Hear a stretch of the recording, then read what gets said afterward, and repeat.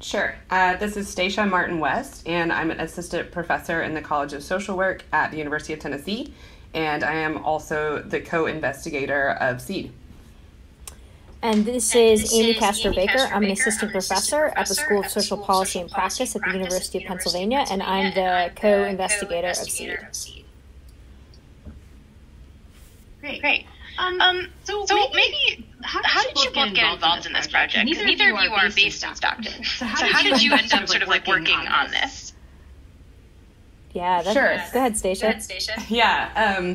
So Amy and I have worked together for a number of years on a number of different projects, from things around women's wealth inequality. I've done some work around homelessness. Amy has specialized in housing and foreclosure. So we had been writing together, kind of looking at large data sets and then also using mixed methods and really talking a lot about all of the problems in the world. And as you're writing as an academic, you have to end papers with sort of, what do you envision a policy option looking for in the future that would help reduce income inequality or economic inequality that we were writing about. And I've honestly been obsessed with the idea of UBI for a really long time, at least a decade. And so we started talking about, like, is this a viable policy option that we should start talking about in a more scientific sense? And at the same time, I think both of us were growing weary of just talking about all the problems in the world. And so we saw this RFP, or request for proposals, come through from the Economic Security Project, who's funding the demonstration, and Robert Wood Johnson Foundation is funding the research. So when we saw that RFP, we thought, hey, let's throw our hats in and see, and we were chosen as the research team. Amy, did I leave anything out? No, I think that covers it. I mean, I think another piece, one of the pieces I'd add is sort of the other draw for us, beyond kind of the idea of saying, you at a certain point, you have an ethical obligation to actually try and disrupt inequality, not just tell everybody how big and bad everything is. It's also the location. So the fact that Stockton was the foreclosure capital of the country, and we've been writing a lot about late stage capitalism and how it just is eroding the wealth of women and of communities of color, it seemed like an ideal location to test this idea. And it's pretty fantastic that that's the location where it's taking place. So yeah, that's essentially how we became involved. Yeah. And then when you come in, there are the goals of when we talk about the goals of the project, like there are goals for Stockton. There are also maybe broader research goals for what you kind of want to understand. For you two, like, what are your big goals coming into this? Sure. So I think, well, Amy, do you want to actually answer that first, and then I'll be a little bit more specific about the research questions? Yeah. So, I think from a goal perspective on the research side, we're, as social work researchers, who study inequality, we're committed to the idea of guaranteed income. We really, there's a lot that rings true in the ethos behind guaranteed income, which is basically saying people are the experts on their own lives. And by that same token, though, we don't know yet who guaranteed income works for and how.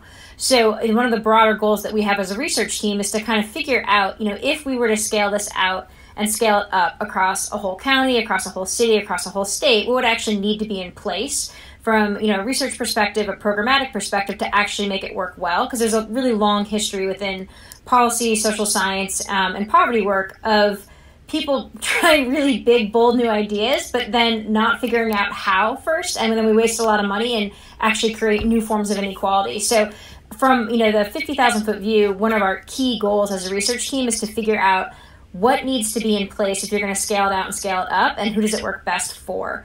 And then Stacia can, share a little bit more about what our actual research questions are. Yeah, and as academics, we often sort of develop research questions on our own and from our own academic disciplines and perspectives, and typically, very siloed or just alone in our offices. But one of the cool things about the SEED project is that really every step of it has been conducted in tandem with the community, including stakeholder groups and the mayor's office and, all of these folks that really care about moving the city forward. So we developed a set of research questions collaboratively. And so those are, how does guaranteed income impact monthly income volatility? Because we know that most American households have tremendous volatility from week to week or month to month, and really just can't depend on having the same paycheck. And then if we can change that income volatility or sort of smooth it, does that mean that we'll see changes in social determinants of health? And so by that we mean, will we see changes in things like folks' psychological functioning, their levels of stress, their ability to parent? And then more broadly, we are looking at how guaranteed income can generate agency over one's future, or allow people to imagine new opportunities and new possibilities for themselves if they aren't sort of burdened by consistently worrying about what's my next paycheck going to be, right? Yeah, and I'm curious. This is maybe like a nerdy question, but I used to be a scientist, and so to me, like, I used to work in genetics, where like measuring things is relatively easy. It seems very hard to measure some of the stuff you're talking about. And I'm just curious, like, just to get into the nitty gritty a little bit, like, how do you? These are like very connected and complicated things that you're sort of trying to look at for impact and measuring success. Like, how do you actually go about doing that?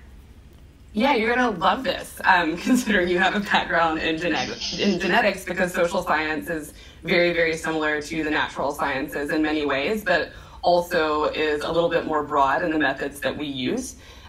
So we're using mixed methods, and that simply means that we're using a thing called participatory action research. We are using qualitative interviewing, and we're also using quantitative scales that I'm sure you've seen before and are familiar with. And those are essentially just surveys around mental health, around stress and volatility. So those are validated instruments, meaning that they've been tested with a number of different populations, and those are capable of detecting change over time in a person's level of stress or their household food insecurity in the same way that we would measure those changes in natural sciences using specific tests. Yeah, so this is Amy. The other thing I'd sort of add to that is to say, you know, the piece that feels most difficult to wrap your head around, at least for most people in terms of measurement, is the idea of agency over one's future. And there, just to kind of underscore what Stacia was saying, is that we have really, really fantastic scales from social psychology that actually measure things like hope, which is one of our key things that we're looking at, and then also mattering, like whether or not you matter to institutions, to the world around you. And those things are really key. The other thing I'd add is that in addition to sort of traditional data collection that takes place every 6 months, we're piloting text-based data collection, which gets at those changes in income and stress on a monthly basis. So if you think about it, most of us can't remember how many times we pulled out our debit card in the past week, for instance. How are you then supposed to recall your income over the past 6 months? It becomes really difficult. So part of what we're doing is to not just rethink research questions, but rethink methodology to have it match people's lived experience. Yeah. And the folks who are involved in this, are they like excited to participate? Like, what has kind of the like qualitative user experience been for folks who are part of this? Well, I mean, certainly the people that are receiving the intervention of $500 per month are just thrilled. So, but as far as getting people to participate in surveys and interviews and, you know, all of these different forms of data collection, you know, I think that people that are in the control group that aren't receiving the compensation very much can see how big of a project this is on a national scale, right? They watch the news too. And they understand that by participating in the research, they're able to contribute to the potential of a broader policy conversation. So I think that's a big driver for many people. Amy, what do you think? Yeah, I mean, so two things. I mean, one, I'd say, you know, this isn't new for us. This is sort of an anchor of quality social science, is always making it clear to people that their voices are needed in adding to the scientific literature. And our control group definitely gets that. So it's really actually exciting to see how much people feel as though they're being called to something rather than being locked out. And that was one of our really key concerns from the beginning of the project, was saying, you know, are we creating the Hunger Games of research here where we're giving out $500 a month to one group and not the other? What does that mean ethically, and what does that mean, you know, from a socio-emotional perspective? But we found people really do feel that they are a part of history. And we talk about the fact that Stockton and the idea of seed is really rooted in Dr. King's legacy, and people feel that, which is fantastic. The second thing I'd add is that one of the things that's making seed work really well, both from a programmatic perspective and a research perspective, is the human element. So we've intentionally embedded, licensed clinical social workers to work alongside the research team and alongside the program team. So people are not distant from program activities or from research activities. They're actually engaging with staff, which is, pretty fantastic. It shows people that they're part of something. Yeah, and I'll just add to one example of that, the way that the folks are engaging with the research process in a way that's really kind of atypical of a lot of experimentation, is that we're showing Stockton community groups and stakeholders the data that are coming out, the preliminary data, before anyone else sees it. And we're asking, does this make sense? How can we present this in a way that makes sense for your community? Are these really the questions that you want answers to? So, the culmination of that was the dashboard that we launched in October. And so all of those folks that contributed to it in the community can then see, this is something that my voice is represented in. Yeah.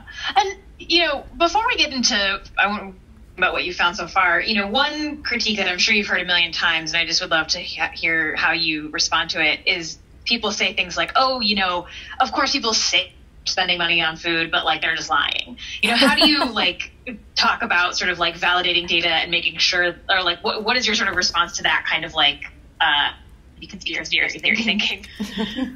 Sure.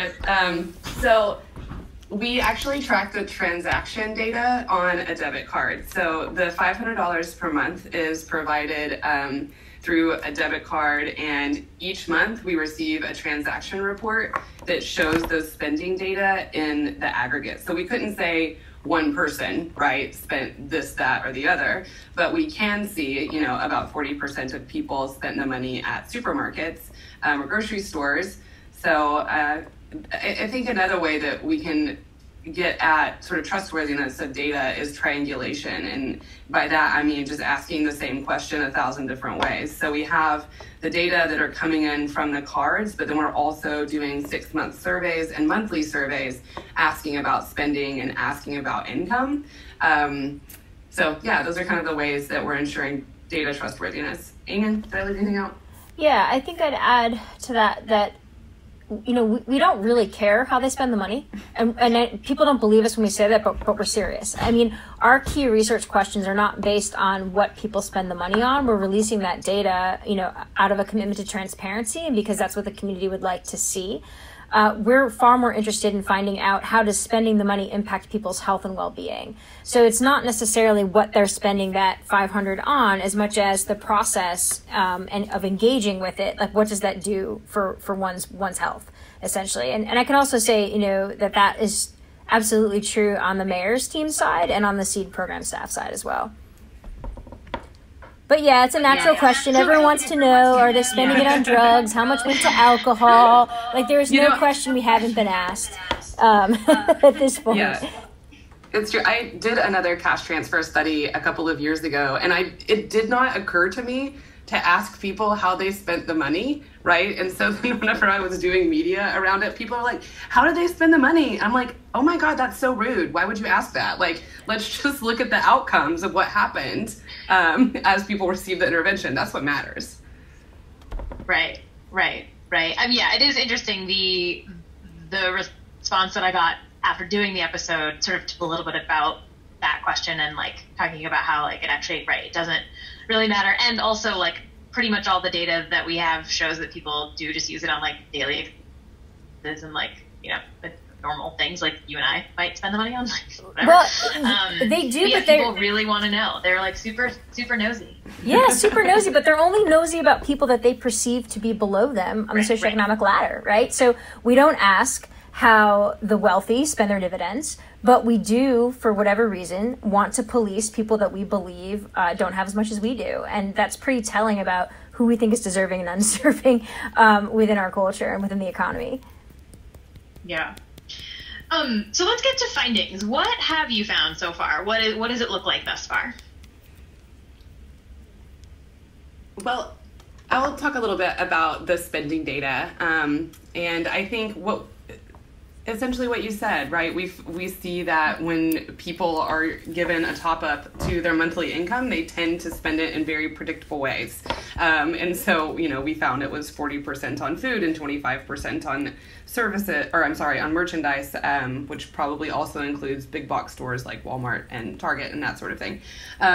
So, you know, the findings that we have so far are kind of like a bit unsurprising. I think the big takeaway for me was, you know, a lot of people say this $500 is not enough to make a difference. And we took a random sample of selected census tracts in Stockton that were at or below the median income. And so a person could live in a neighborhood and make $70,000 a year and have an equal chance of being selected as the person that lives across the street and makes $30,000 a year. But ultimately what we ended up with was a sample where the median income is around $1,800 per month. And so if we think about that in comparison, you know, to receiving $500 a month, it's a very, you know, substantial chunk of money that could have tremendous impact. Did anything surprise you in this sort of like current findings? I don't think so. Amy? Not necessarily. I mean, that's sort of what we expected to see. I think if there's anything I would say that would be surprising, it would be the richness of the data in terms of understanding how people's past experiences with the market shaped the way that they interacted with the 500. So what I mean by that is that if you go to our dashboard, you'll see that how much is transferred off the card each month, Stacia? I forget. I believe it's 40%. Yeah, 40%. So about 40% is transferred off, and that means basically it's either taken out in an ATM, it's moved into another checking account, it's moved into another institution. And, you know, Stacia mentioned prior, you know, we're doing mixed methods research here, so we're able to follow up with people and find out why and like what those pathways look like. And it turns out that people are extraordinarily rational with the way that they move money around. So they have no reason to trust us whatsoever. And Stockton is a place that has experienced the worst that capitalism has to offer in terms of predatory lending and fringe financial institutions. So people are really savvy and they quickly move the money from the focus card, you know, into a bank that they know and that they trust, which says a lot for us to listen to as policy researchers and thinking about if we were, again, you know, scale this up and scale it out, the level of trust that would need to be in place within institutions for something like this to actually work at scale. Yeah. And then, you know, like this is in progress, right? Like things are happening. This is continuing on.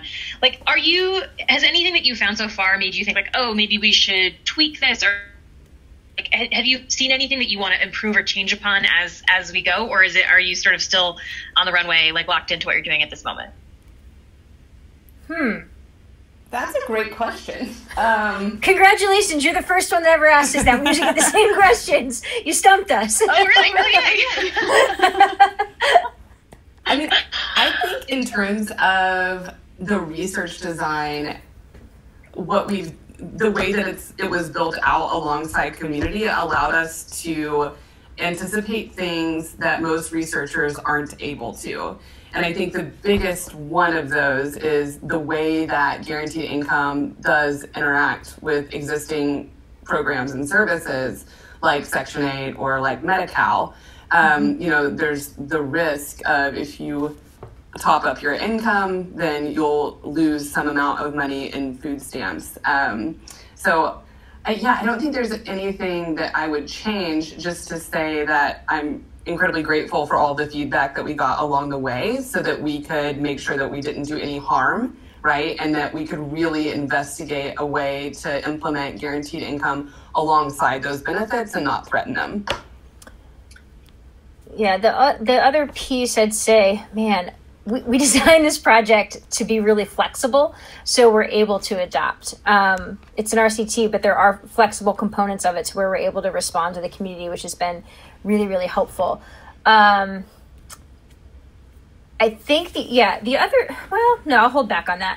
I'm losing my train of thought.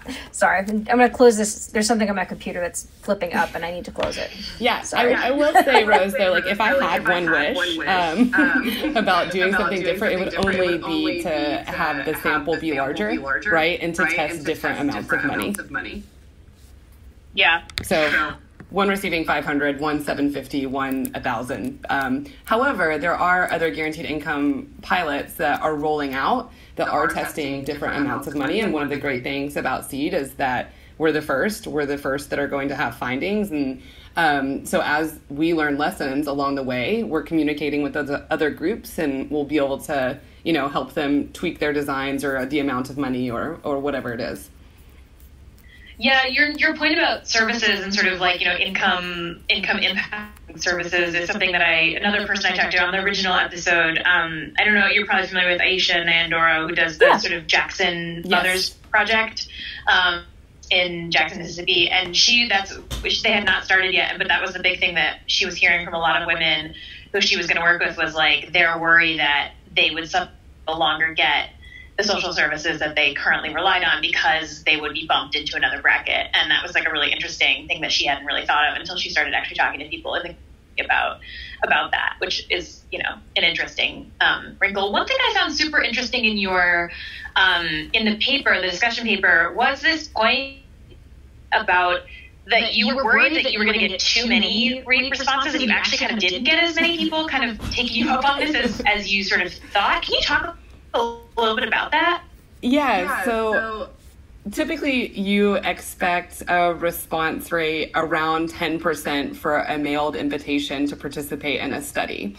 So we had, SEED had received so much press that we truly wanted to minimize disappointment. So we originally sent out a batch of, I believe it was 1,200 letters, and assuming that we would get way more than what you would have for a regular household survey, right? Just because of the press.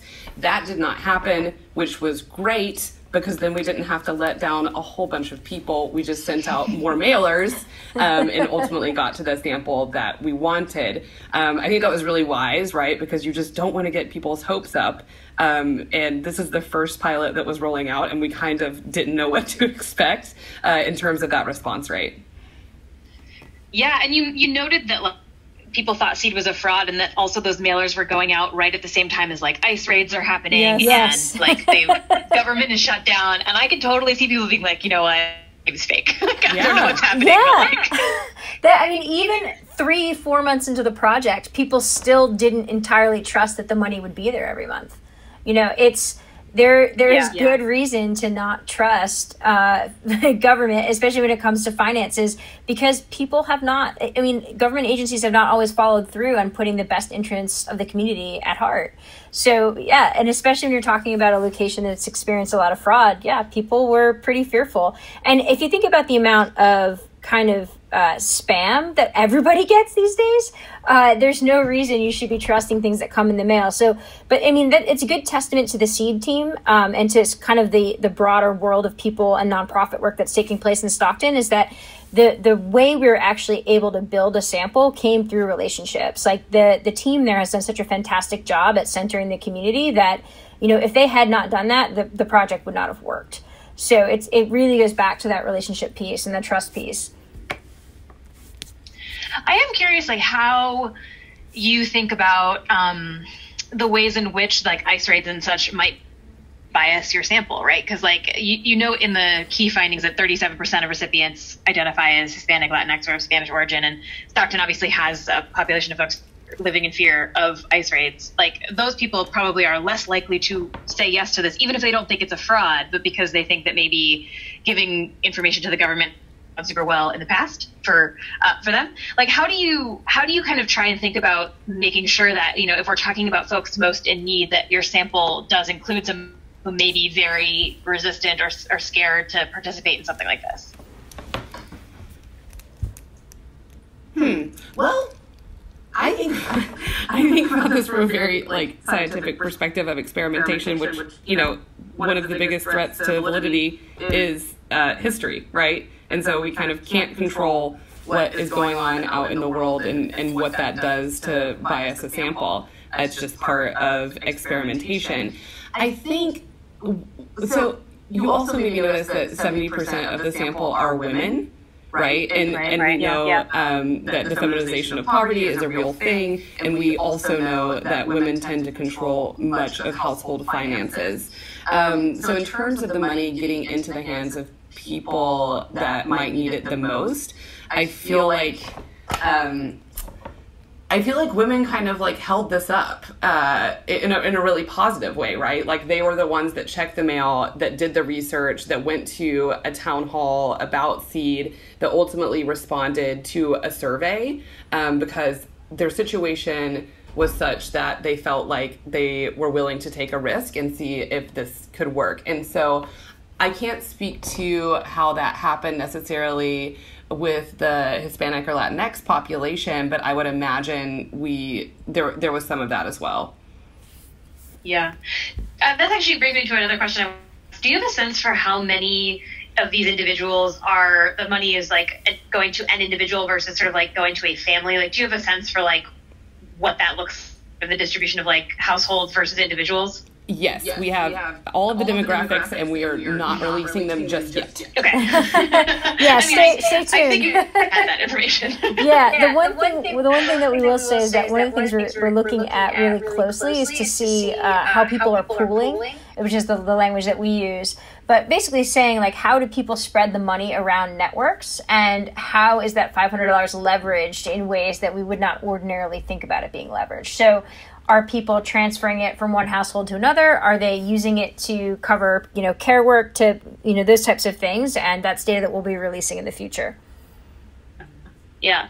So the last thing I wanted to ask you is like what you think these results are going to mean for other projects. As you said, you're kind of the first to really get data.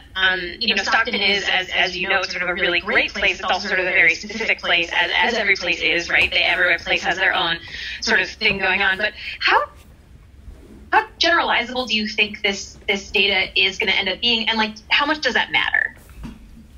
Sure. So it matters a lot, right? If we're doing an experiment, we want it to be as generalizable as possible, but we also know that it's a small sample, right? Because implementing this study was quite expensive. And thanks to the generosity of Economic Security Project, we were able to do it. But so one of the great things is that we are in conversation with a lot of the other guaranteed income experiments that are happening. And so the idea is that ultimately we get to a quite large data set of shared scales. So they are using the same household food insecurity scale, the same measure of physical and psychological functioning. So even though these experiments are happening in different places, the hope is we will ultimately have a giant data set capable of being fully generalizable nationally. Does that make sense? Yeah. Yeah. The other piece to it as well is sort of thinking about what the policy landscape looks like right now. So we're in, what we'd call in policy literature a gray area, meaning, UBI or guaranteed income is something that is likely coming in the future. One could hope some form of it, but the policy landscape doesn't quite match that yet. So for those of us that are, bound by an IRB, Public Health Code of Ethics, Social Work Code of Ethics, we had to make certain that people were not losing their benefits. So, one of the key questions was saying, what happens if someone gets that $500 and then they lose Obamacare, right? Like what does that mean ethically? And those were things that we had to resolve. So because we are a smaller sample and we're mixed methods and we're working adjacent to government, not in government, what we were able to do is to take a really place-based look at how the benefit structure in the specific county that Stockton's in and within the state of California, like what that actually looks like. So what we're then able to do is to inform other policy pilots in other cities about how those benefit structures will and will not interact with things like the tax code, Section 8, food stamps, other types, health insurance, other types of benefits, which are going to be really key for all these pilots that are, likely going to be taking off in the near future. Yeah. Do you feel any pressure being like the first to find good things or have it go well? That's a great question. Yeah, I would own that. Yeah. I think one of the things that's most exciting about this project is that and not just this project, but the people who are kind of really leading in the pilot space right now, is that's largely led by women, people of color, and young folks. And so whenever you do that, people are going to call you into question, and that's okay. One of the things that I tell my team a lot is, if we're not feeling some heat, then we're not taking enough risk. Meaning, like, if we want to actually resolve something as big as, poverty or closing the wealth gap, we have to be willing to take some risks. So there's definitely some pressure there because, we're doing it in the public eye, but we also know that we can do so with integrity as scientists. So holding our empiricism solidly in one hand while also being willing to take a risk in the other. Yeah, I couldn't have said it better. Yeah. I know I said that was my last question, but I had one other question for you. That's okay, no worries. Which is, when the project ends, I'm sure you've thought about, like, as you mentioned, like the ethics of, like, how do you kind of make sure you're not doing more harm than good, and sort of how are you thinking about letting people sort of like off the project, right? Because there's funding for a certain amount of time. Like, what would it look like, sort of the offboarding, I suppose, of the folks who are in this project who have benefited from it? Sure. So people are acutely aware that the disbursements will be ending. And I think for us and for all of the people that have been involved with implementing or researching, there was that like gut reaction of like, oh my gosh, how do you give people $500 a month and then take it away? And how is that ethical? And so one of the ways that we deal with that ethically is through the informed consent process, right? Knowing and being very open that this is going to happen. But then also, as Amy was talking about earlier, there's sort of the human connection of it too. And there are great people on the ground that are implementing SEED that have relationships with the recipients. And so as we get closer and closer to that last disbursement, I imagine there are lots of conversations about how their lives are going to change, how this is going to look. Mm-hmm. Yeah, the other thing I'd add to that is to say, again, we talked about this at the very beginning, but the ethos behind the idea of guaranteed income is that people are the experts on their own lives and they know best what their household needs. So we really designed this project in conjunction with SEED around the idea of self-determination and trusting people. And so if I grant that people know best how to handle the influx of the $500, it would be really paternalistic of me to assume that they can't handle the end of it, right? And so we can't, on the one hand, say, yes, people are savvy, people are rational, people know best how to leverage this money, and they know what they're doing, right? We can't say that on one hand, on the other hand, be like, well, but they can't handle the end of the project, even though they know it's coming. No, that's ridiculous, right? That's more about me and my feelings than it is about the recipients. And one of the things that we know from our early data is that people came into this project with a plan for exactly how they were going to spend it. And they kind of know, what we know from financial diaries research and other behavioral economics research is that people know to the day, to the hour when their money's going to run out when you're living at or below the poverty line. So again, people's past experiences with the market or with finances tend to shape how they're interacting with guaranteed income. So the same thing is true here. People tend to plan, so they know. It doesn't make it any less painful for us as social science researchers, but it does challenge us in our ideas of what it means to be an expert and what it means to really trust the people who are in your sample, that they know what they're doing. Yeah. What are you most excited about for the future of UBI, either this project or more generally? Ooh. You first, Stacia. I want to think. Okay, so for this project, I'm most excited about all the quantitative data coming in and doing all the stats and figuring out, do we have effects and what size are those effects and that sort of thing. And I think for UBI or guaranteed income more broadly, I'm looking forward to seeing federal policy proposals. I'm looking forward to seeing state level policy proposals and seeing all of the forward thinking and progressive cities that are looking at implementing it. So, yeah. So yeah, there's so many things I'm excited about. The first I'd say is that, the idea of UBI or guaranteed income is definitely having its moment. And that's really exciting. We we didn't invent this. No one in Silicon Valley invented this. This is an old idea. We certainly stand on the shoulders of a lot of people who came before us, a lot of organizers and a lot of researchers and people who have been working on this for a really long time. So seeing it continue to grow as a potential policy prospect in the public discourse is huge. So I'm really excited for the public conversations that are taking place around rethinking what it means to have a just economy and rethinking what the social contract can look like. On a practical level, one of the key things I'm interested in as a researcher, and then, just as, as a policy person, is seeing the ways that UBI can interact with other policy proposals. So it's not a silver bullet. It's not the thing that's going to fix all of our problems. But one of the ways that researchers are working on this is saying, how can we link guaranteed income or UBI with other policy proposals that are out there such that we can really generate structural shifts? So seeing what that looks like in the future is going to be really exciting. Yeah. Well, was there anything else that you either wanted to talk about or thought I was going to ask you about? I don't think so. Glad I didn't ask you about. I won't bring that up. Well, thank you so much, both of you. This has been really fun. I know that the listeners are going to be super excited to hear about the update and are really interested in the projects. And some of them are actually in the Bay Area, so I'm actually in Berkeley, California, so not that far from Stockton.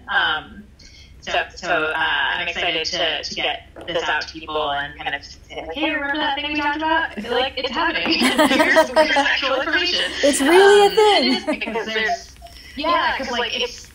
there's so many, things people say about UBI is like, well, we don't know enough to be able to try it.